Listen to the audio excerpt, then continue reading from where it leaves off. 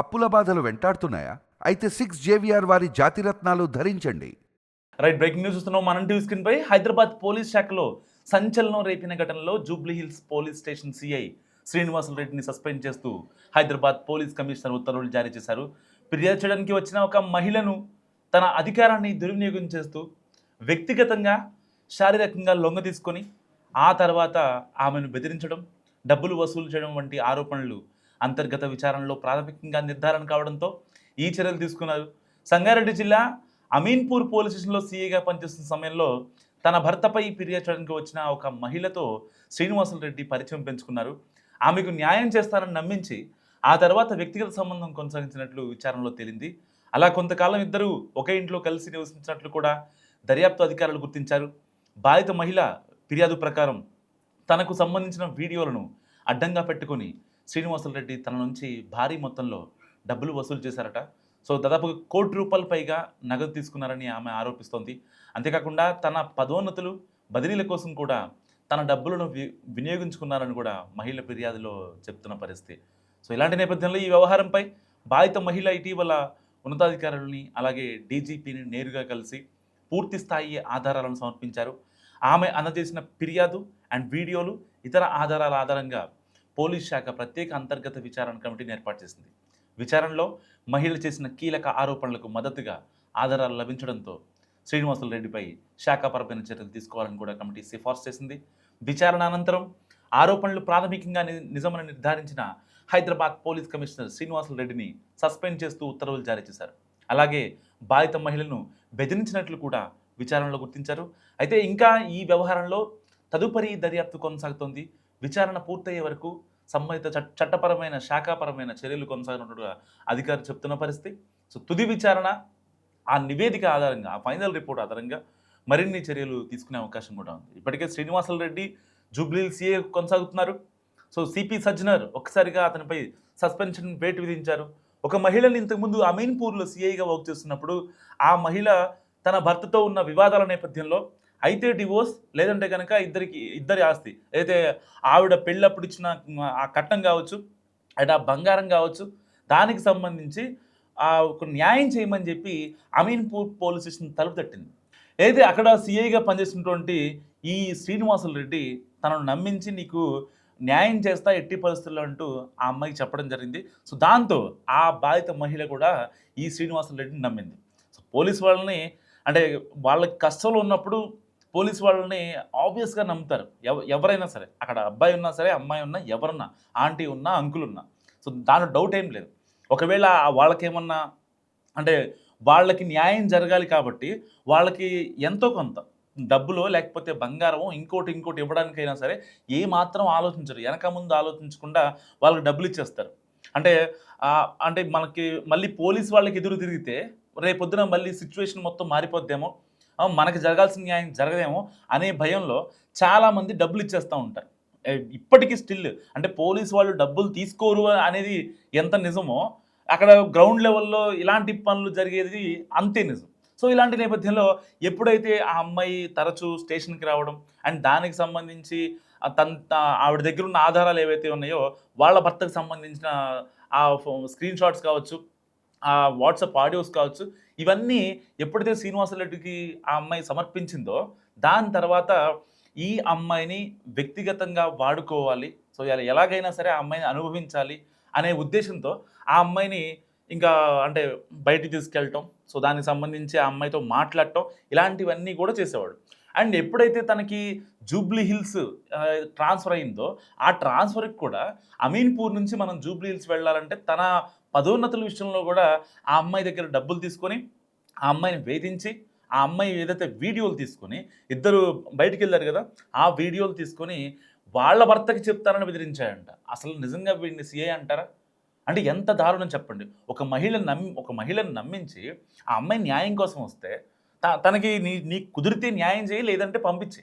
Already నువ్వు ఒక సీఐగా ఉన్నావన్న విషయం నీకు తెలుసు.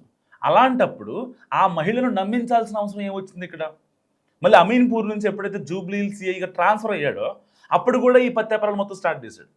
ఏది ఆవిడ దగ్గర డబ్బులు తీసుకొని, లేదు మనం జూబ్లీ హిల్స్ సీఐగా వెళ్ళామంటే ఇంకా సంపాదించవచ్చు, అక్కడ అయితే నియర్ బై ఉండే కేఫ్లు కావచ్చు, రెస్టారెంట్లు కావచ్చు, వీటన్నిటికీ చాలా ఎక్కువ మొత్తంలో మనకు డబ్బు వస్తుంది. జూబ్లీ హిల్స్ అంటే మామూలు పిఎస్ కాదు అని చెప్పి ఆవిడ దగ్గర డబ్బులు తీసుకొని మళ్ళీ ఇక్కడ ట్రాన్స్ఫర్ అయ్యాడు. ట్రాన్స్ఫర్ అయిన తర్వాత కూడా వాళ్ళ భర్తకి పంపిస్తా అని చెప్పి ఈ అమ్మాయి వీడియోలు అన్నీ మొత్తం సేకరించాడు. సో గతంలో కూడా అమీన్పూర్ స్టేషన్లో సిఐగా పనిచేస్తున్నప్పుడు కూడా ఈ శ్రీనివాసరెడ్డి పైన చాలా అలిగేషన్స్ ఉన్నాయి. సో ఆల్మోస్ట్ ఏదైతే ఇంకా అక్కడ అవన్నీ వద్దనుకొని వాళ్ళందరికీ ఒక్కొక్కరికి సర్ది చెప్పేసి మళ్ళీ జూబ్లీ హిల్స్ రావడం జరిగింది. ఎప్పుడైతే జూబ్లీ హిల్స్ వచ్చాడో, జూబ్లీ హిల్స్ వచ్చిన తర్వాత ఇంకా ఆగడాలు మరింత ఎక్కువైపోయాయి. సో ఇంకా ఆల్మోస్ట్ ఏదైతే శ్రీనివాసరెడ్డి భార్య వీళ్ళిద్దరికి కొన్ని గొడవలు అవ్వటం అండ్ ఒక ఇల్లు అద్దెకి తీసుకోవడం అండ్ ఆ బాధిత మహిళ ఇద్దరు కలిసి ఉండడం, అప్పటికే దాదాపుగా 79 లక్షలు సరిగ్గా విత్ ఇన్ 1 ఇయర్లో 79 లక్షలు ట్రాన్స్ఫర్ చేసింది. ఆ అమ్మాయి అకౌంట్ నుంచి కావచ్చు అండ్ పదోన్నతుల విషయంలో కావచ్చు అండ్ వాళ్ళ ఎక్స్పెన్సెస్ విషయంలో కావచ్చు, వాళ్ళ ఫ్యామిలీ సర్వైవల్ కోసం కావచ్చు, ఇలా ప్రతి దాంట్లోనూ ఆవిడ దగ్గర నుంచి ఈ సిఐ శ్రీనివాసరెడ్డి ప్రతిదీ స్క్రీన్ షాట్ సహా ఆ బాధిత మహిళ ఎవరైతే ఉన్నారో ప్రతిదీ అప్పగించింది. ఎప్పుడైతే ఇక లేదు నన్ను పెళ్లి చేసుకో అనే మాట వచ్చిందో, అంటే యాక్చువల్గా ఆ బాధిత మహిళ అసలు సిఐ శ్రీనివాసరెడ్డి ఎంతవరకు కరెక్ట్, నా విషయంలో ఎంతవరకు కరెక్ట్ ఉన్నాడు, ఇప్పటిదాకా పెళ్ళి అవ్వలేదని అబద్ధం ఆడుతున్నాడు, సో మళ్ళీ వాళ్ళ కొడుకులకి వాళ్ళ కూతుళ్ళకి వాళ్ళ భార్యకి డబ్బులు కావాలని చెప్పి ఇది ఈ అమ్మాయి దగ్గర తీసుకుంటున్నాడు, అసలు ఎంతవరకు నిజం అని చెప్పి ఆ బాధిత మహిళ ఏం చేస్తుందంటే పెళ్లి చేసుకుందామని చెప్పి మాట్లాడింది. ఎప్పుడైతే ఆవిడ నోటి నుంచి పెళ్లి అనే మాట వచ్చిందో ఇక అప్పటి నుంచి ఆవిడని వదిలించుకునే ప్రయత్నం చేశాడు. ఆల్మోస్ట్ ఇంకా వద్దు, నీకు నాకు సెట్ అవ్వదు, నన్ను అనవసరంగా రోడ్డుకి లాక్కు, నేను ఒక సీఐగా ఉన్నా, బాధ్యత గల సీఐగా ఉన్నా. మరి ఈ బాధ్యత గల సీఐకి అమీన్పూర్లో ఆ అమ్మాయి స్టేషన్ మెట్లు ఎక్కినప్పుడు వాళ్ళ భర్తతో గొడవల విషయంలో కావచ్చు, దాదాపుగా ఆల్మోస్ట్ ₹1 కోటి అయితే ఫస్ట్ 6 మంత్స్లో 79 లక్షలు పెట్టింది, ఆ తర్వాత ఆల్మోస్ట్ ఒక 25 లక్షల్లో పెట్టింది. అంటే మొత్తం కలుపుకుంటే ₹1 కోటి పెట్టింది. రూపాయి కాదు, ₹2 కాదు, ₹1 కోటి పెట్టింది. మరి ₹1 కోటి పెట్టినప్పుడు నేను ఒక బాధ్యత గల సీఐని, నా పదవిని దుర్వినియోగం చేసి ఆవిడని ఎందుకు మనం రోడ్డును పెట్టాలి?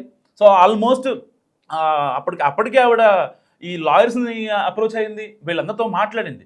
సో వీడి చేసిన మిస్టేక్ ఏంటి, లేదు నేనే చేస్తాను నీకు, అసలు నువ్వు ఎలాంటి లాయర్ని కూడా అప్రోచ్ అవ్వాల్సిన అవసరం లేదు, ఎట్టి పరిస్థితుల్లో నేను న్యాయం చేస్తాను అని చెప్పాడంట. వీళ్ళ నిజంగా పోలీసులు అంటే ఎవరికైనా అంటే ఇప్పటికీ మనం ఓళ్ళలో చూస్తూ ఉంటాం చాలా విషయాల్లో, ఏదైనా పోలీసు వాళ్ళు వచ్చారంటే చాలా మంది భయపడుతూ ఉంటారు. సో అంటే ఎక్కడ కేసు మనమే తిరగబడుద్దు అని చెప్పి ఇప్పటికీ వాళ్ళు డబ్బులు ఇస్తూ ఉంటారు.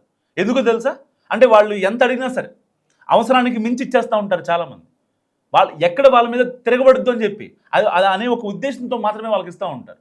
దీన్ని ఆసరాగా తీసుకున్న పోలీసులు, ఇలాంటి పోలీసులు గతంలో మనం చూసాం. ఖమ్మంలో ఒక సిఐ ఒక బాధిత మహిళ వచ్చింది, మా ఆయనతో డివోర్స్ అండి అని చెప్పి మాట్లాడడానికి వచ్చింది, మీరు కొంచెం ఒక మాట చెప్పండి పోలీస్ స్టైల్లో, మీ స్టైల్లో ఒక మాట చెప్తే వింటాడు అని చెప్తే వెంటనే ఆ మహిళతో అక్రమ సంబంధం ఎక్కడి దాకా దారి తీస్తుందంటే ఇంకా అసలు రోడ్డు మీద పడేసే స్థాయికి వెళ్ళిందనమాట.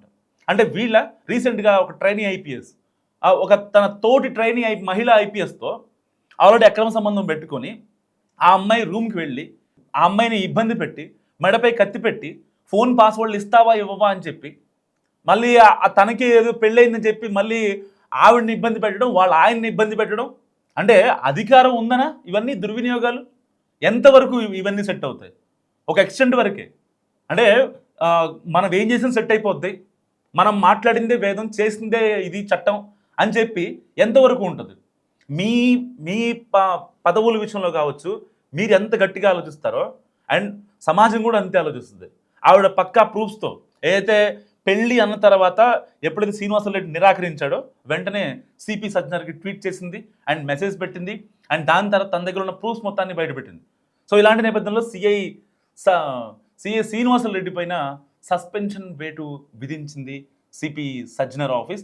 సో ఇలాంటి నేపథ్యంలో ఇప్పుడు అంటే బాధితురాలు ఏదైతే సమర్పించిందో ఆడియో కాల్స్ కావచ్చు, వాట్సాప్ చాట్స్ కావచ్చు, ఇన్స్టా కాన్వర్జేషన్స్ కావచ్చు, ఎందుకంటే ఆ మెటాకి ఆల్రెడీ మెయిల్ పెట్టారు, సో తనకి సంబంధించిన ఇన్స్టాగ్రామ్ చాట్స్ కావచ్చు అండ్ ఏవే రీల్స్ పెట్టాడు అండ్ ఏ మెసేజ్లు పెట్టాడు అండ్ దానికి సంబంధించి ఇటు ఫేస్బుక్లో కావచ్చు, ఆ మెటా మొత్తానికి ఇప్పుడు వీళ్ళు ఒక లెటర్ పెట్టిన పరిస్థితి, పోలీసుల నుంచి సిపి ఆఫీస్ నుంచి ఒక రిక్వెస్ట్ మెయిల్ పెట్టారు. సో మరికొద్దిసేపట్లో ఏదైతే సిఐ శ్రీనివాసరెడ్డి చేసిన చాట్కి సంబంధించి మొత్తం పిన్ టు పిన్ వచ్చే అవకాశం ఉంది. సో ఏదేమైనప్పటికీ అంటే పోలీసులు మారాల్సిన వైఖరి ఎంతైనా ఉందనేది నిజంగా సిఐ శ్రీనివాసరెడ్డి ఉదంతంతో మనందరికీ అర్థమవుతున్న విషయం. సో ఏ ఒక్క బాధిత మహిళ మీతో ఎవరైనా, ఏ పోలీస్ అయినా, కానిస్టేబుల్ అయినా, ఎస్ఐ అయినా, లేకపోతే డిఎస్పీ అయినా, ఎవరైనా సరే, ఏ స్థాయి అధికారి, ఈవెన్ స్టేషన్లో కూర్చున్న రైటర్ దగ్గర నుంచి స్టేషన్ ఎస్హెచ్ఓ ఎవరైతే ఉంటారో సిఐ వరకు ఎవరన్నా మీతో అసభ్యంగా ప్రవర్తిస్తే మీరు దానికి వంత పాడకండి. వాళ్ళకి బెదిరించాల్సిన అవసరం లేదు. వాళ్ళు ఒక పీపుల్ సర్వెంట్స్.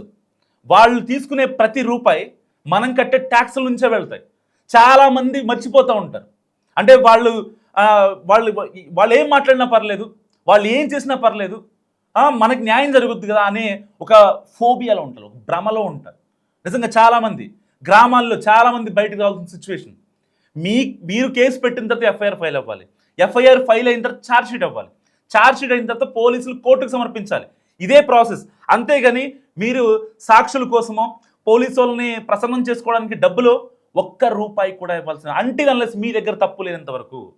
తప్పు ఉందని ఏదైనా సెటిల్మెంట్ కోసం మీరు అక్కడికి అప్రోచ్ అయినా వాళ్ళు చెప్పే మాయ మాటలు, ఎవరైతే పోలీసులు మాయ మాటలు చెప్తారో అలాంటి మాటలు అస్సలు వినకండి, వినాల్సిన అవసరం లేదు.